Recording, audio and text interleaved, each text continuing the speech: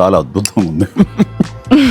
వదిలేస్తే మొత్తం తినేస్తాను, నా సరదా తీరేంత వరకు కొంచెం ఇంకొక తిని వదులుతాను. కానీ చాలా బాగుంది. కానీ ఎంత తిక్కుగా ఉంది మీ ఇక్కడ, సో నైస్. గుజరాత్లో ఇటీవల 2 సీట్లలో బై ఎలక్షన్ జరిగాక ఆ రాష్ట్ర రాజకీయాల్లోనూ దేశ రాజకీయాల్లోనూ వస్తున్న చర్చ ఏంటంటే, will Aam Aadmi party become an alternative to Bharatiya Janata party? బీజేపీకి ప్రత్యామ్నాయంగా ఆప్ ఎమర్జ్ అవుతుందా? అదే జరిగితే కాంగ్రెస్ పార్టీ ఓట్ షేర్లోకి ఆప్ పెనెట్రేట్ అవుతుంది అంటే కాంగ్రెస్ ఓట్లను ఆప్ లాక్కొని కాంగ్రెస్కు ఇంకా విజయావకాశాలు దెబ్బతింటాయి. నరేంద్ర మోడీ ఫినామినన్ వల్ల బీజేపీ గుజరాత్లో వరుసగా అధికారంలోకి వస్తుంది. కాంగ్రెస్ అధికారాన్ని చూసి దశాబ్దాలు అయిపోయినాయి ఇప్పటికే. సో ఇటీవల రాహుల్ గాంధీ గుజరాత్ పర్యటించిన సమయంలో ఘంటాపథంగా చెప్పాడు, 2027లో గుజరాత్లో అధికారంలోకి వచ్చేది కాంగ్రెస్ పార్టీ అని. సో రాహుల్ గాంధీ వాస్తవంగా 2017లోనే బిగ్ ఎఫర్ట్ పెట్టాడు, మామూలు ఎఫర్ట్ పెట్టలేదు. అప్పుడే కాంగ్రెస్ పార్టీ అధ్యక్షుడైన తర్వాత చాలా విస్తృతంగా రాష్ట్రంలో పర్యటించాడు. అంతకుముందు ఎన్నడూ గాంధీ కుటుంబంలో ఎవరు కూడా అంతసేపు సమయాన్ని కేటాయించలేదు గుజరాత్కు. దాని ఫలితంగా బీజేపీ సీట్లను 100 లోపలికి తగ్గించగలిగారు. అంటే 2017 ఎలక్షన్స్లో బీజేపీకి 99 సీట్స్ వస్తే కాంగ్రెస్కు 77 సీట్స్ వచ్చాయి. మామూలు పర్ఫార్మెన్స్ కాదది. వాస్తవంగా కాస్త ఒక 10 సీట్లు అటు ఇటు అయి ఉంటే, ఓ 12 సీట్లు అటు ఇటు అయి ఉంటే అధికారాలే మారిపోయేది.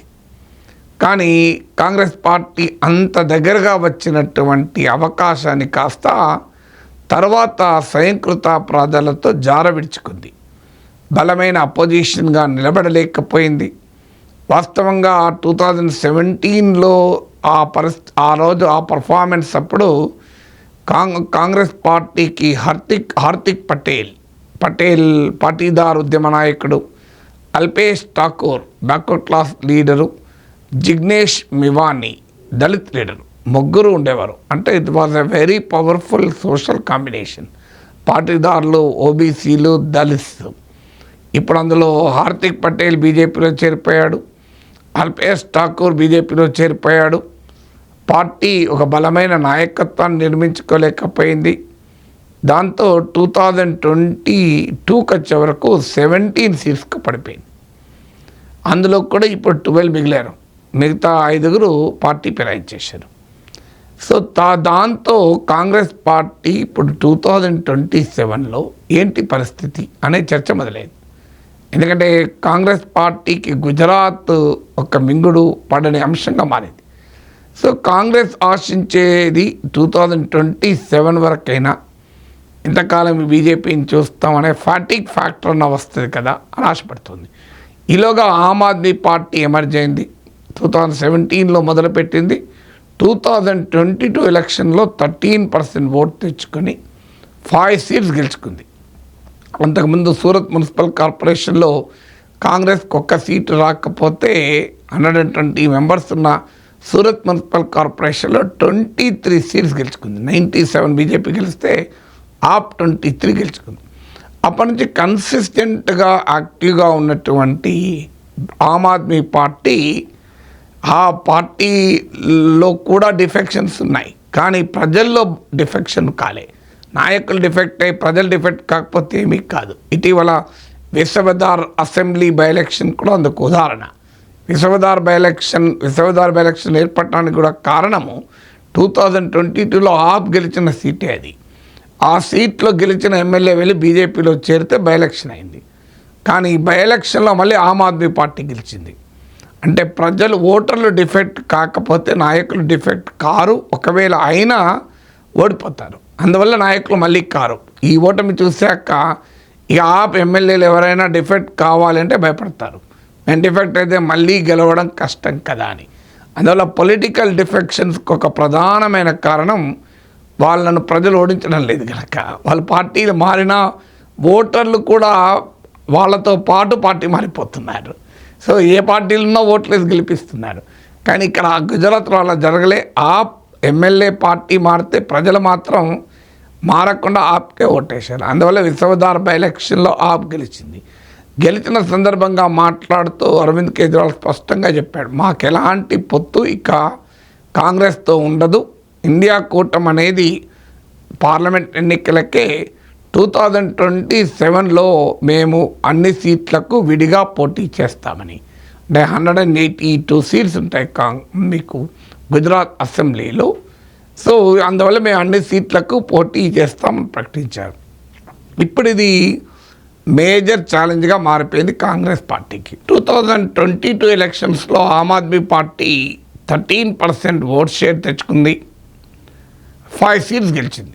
కానీ ఇంట్రెస్టింగ్ ఏంటంటే 44 సీట్స్లో బీజేపీ తర్వాత స్థానంలో ఆమ్ ఆద్మీ పార్టీ ఉంది. కాంగ్రెస్ పార్టీ ఈ సీట్లో డిపాజిట్ కూడా గల్లంతైంది. అంటే అర్థం ఏంటి, కాంగ్రెస్ ఓటింగ్ అంతా వాషౌట్ అయి అది ఆప్కు షిఫ్ట్ అయిపోయింది. సో బీజేపీ వ్యతిరేక ఓటరు కాస్త కాంగ్రెస్ నమ్మక ఆమ్ ఆద్మీ పార్టీకి ఓటేశారు.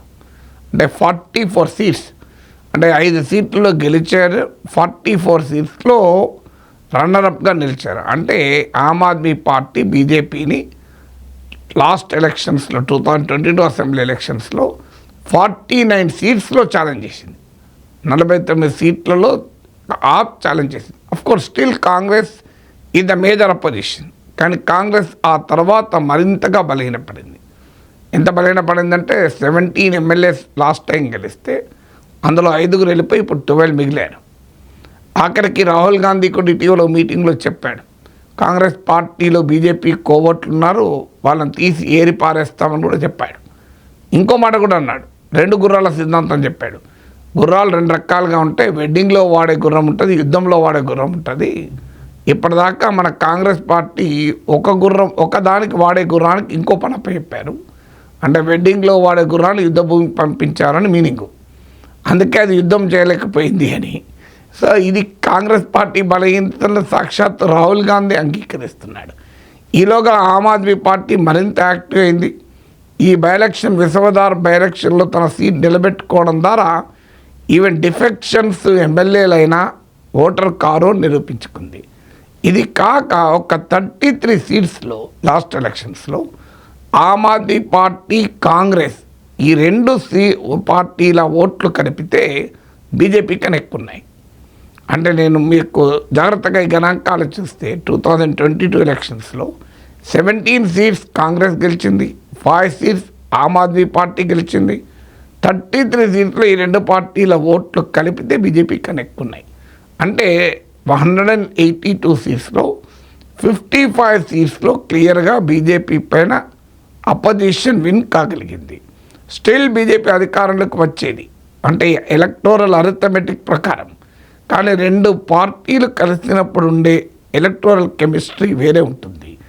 ఆంధ్రప్రదేశ్లో మనం చూసాం కదా, అప్పటిదాకా వైసీపీకి ఎదురు లేదు, మరో టర్మ్ గెలుస్తుంది, సీట్లు తగ్గిన అధికారం పోదు అని ఈవెన్ ప్రత్యర్థులలో కూడా చాలామంది భావించారు. కానీ పవన్ కళ్యాణ్ తీసుకున్న చారిత్రాత్మక నిర్ణయం టీడీపీతో కలవాలని కూటమి ఏర్పడము కంప్లీట్గా పొలిటికల్ సిచ్యువేషన్ మార్చేసింది. అంటే వైసీపీని ఓడించేయాలని కోరుకునే వారిలో ఒక కాన్ఫిడెన్స్ పెరిగింది, ఆల్టర్నేటివ్ ఎమర్జ్ అయింది అని. సో ఇప్పుడు ఆ గుజరాత్లో కూడా ఆల్టర్నేటివ్ లేదు అని కాన్ఫిడెన్స్ లేని ఓటర్లకు కాస్త అది కాన్ఫిడెన్స్ ఇస్తుంది. అందువల్ల 2 పార్టీలు కలిస్తే ఏమయ్యేదో ఎవరము ఖచ్చితంగా చెప్పలేము. స్టిల్ అది 2022 స్టోరీ.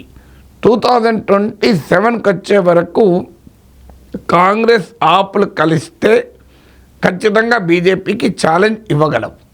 ఎందుకంటే లాస్ట్ ఎలక్షన్ల అనుభవం రీత్యా చూసిన. కానీ ఇప్పుడు సమస్య ఏంటి, ఆమ్ ఆద్మీ పార్టీ ఎలా పెరుగుతుంది, కాంగ్రెస్ పార్టీ స్పేస్ను ఆక్రమించుకొని పెరుగుతుంది. అందువల్ల కాంగ్రెస్ ఎట్టి పరిస్థితుల్లో ఆప్ను అంగీకరించడానికి సిద్ధంగా లేదు. మనం ఢిల్లీ ఎన్నికల్లో చూసాం, హర్యానాలో చూసాం. ఢిల్లీలోనైతే కాంగ్రెస్ ఆప్లు మామూలుగా తలపడలేదు. ఈవెన్ రాహుల్ గాంధీ, ప్రియాంక గాంధీలు వచ్చి కేజ్రీవాల్ మీద చేసిన విమర్శలు చూసాం. పంజాబ్లో అనుభవం ఉంది కాంగ్రెస్ పార్టీకి, తమను ఓడించి ఆప్ అక్కడ అధికారంలోకి కూడా వచ్చింది. ఢిల్లీలో కూడా తమను ఓడించే ఆప్ అధికారంలోకి వచ్చింది. గోవాలో కూడా తమ ఓటింగ్నే దెబ్బతీసింది ఆప్. అందువల్ల గుజరాత్లో కూడా కాంగ్రెస్ పార్టీ భయం ఏంటంటే ఆప్ ఎమర్జెన్సీ వల్ల తాము నష్టపోతున్నామని.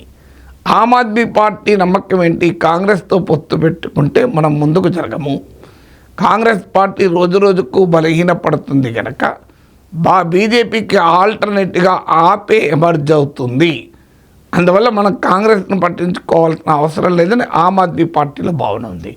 రెండు పార్టీల రాష్ట్ర యూనిట్లో కూడా అదే బాగుంది. అలాంటి పరిస్థితుల్లో ఈవెన్ కలిసినా ఎంత ప్రభావం చూపుతారన్నది ఇంపార్టెంట్. ఎందుకంటే ఎలక్టోరల్ పాలిటిక్స్లో ఏమవుతుంది అంటే రెండు పార్టీలు కలిసినంత మాత్రాన అరిథమెటిక్ కాస్త కెమిస్ట్రీగా మారదు. కెమిస్ట్రీగా మారితే తప్ప రిజల్ట్ రాదు. ఇప్పుడు ఆంధ్రప్రదేశ్లో టీడీపీ జనసేన కలవడం వల్లనే వైసీపీ ఓడిపోలేదు. ఆ కలవడం వల్ల వచ్చిన ఎలక్టోరల్ అరిథమెటిక్తో పాటు రెండు పార్టీల్లోనూ బలమైనటువంటి కోరికను నాయకులు క్రియేట్ చేయగలిగారు. జగన్ ఓడించాలి, జగన్ ఎట్టి పరిస్థితుల్లో అధికారంలోకి రానివ్వకూడదు, రాష్ట్రానికి జగన్ ప్రమాదము, వైసీపీ వ్యతిరేక ఓటు చీలటానికి అవసరమైతే రాజకీయంగా తాము నష్టపోయినా మంచిది, త్యాగాలు చేయాలి అనే స్థాయికి క్యాడర్ను ప్రిపేర్ చేశారు. అందుకే మీరు గమనించండి, నేను ఎలక్షన్ల ముందు నుంచి కూడా చెప్తున్నాను, ఓటు కూడా పర్ఫెక్ట్గా ట్రాన్స్ఫర్ అవుతుంది, మోర్ దెన్ 90%. అదే జరిగింది కూడా. అందువల్ల ఇప్పుడు గుజరాత్లో ఉన్న సిచ్యువేషన్ ఏంటంటే కాంగ్రెస్ ఆప్ల మధ్య మ్యూచువల్ ట్రస్ట్ కూడా లేదు. అలాంటప్పుడు కలిసినా దాని ప్రయోజనం ఎంత అనేది అనుమానాస్పదమే. దీనికి ఢిల్లీ పార్లమెంట్ ఎన్నికల్లో ఢిల్లీ అనుభవం ఉంది. పార్లమెంట్ ఎన్నికల్లో ఢిల్లీలో మీకు కాంగ్రెస్ ఆప్ కలిసే పోటీ చేశాయి. కలిసి పోటీ చేసినా కూడా ఒక్క సీటు గెలవలేకపోయారు. హర్యానాలో కాంగ్రెస్ ఆప్ కలిసి పోటీ చేస్తాయి పార్లమెంట్ ఎన్నికల్లో. కాంగ్రెస్ 5 సీట్లు గెలగలిగింది, ఆప్ నారోలో ఓడిపోయింది. అంటే హర్యానాలో ఉన్నది ఢిల్లీలో లేనిది ఏంటి అంటే రెండు పార్టీల మధ్య ఆ మ్యూచువల్ ట్రస్ట్. సో ఎప్పుడైతే హర్యానా అసెంబ్లీ ఎన్నికల్లో ఆప్ ఎక్కువ సీట్లు అడిగిందో కాంగ్రెస్ ఇవ్వలేదో ఇక అక్కడ బ్రేక్ అయింది. ఢిల్లీలో ఎలాగో మ్యూచువల్ ట్రస్ట్ లేదు, మ్యూచువల్ కాంపిటీషనే ఉంది.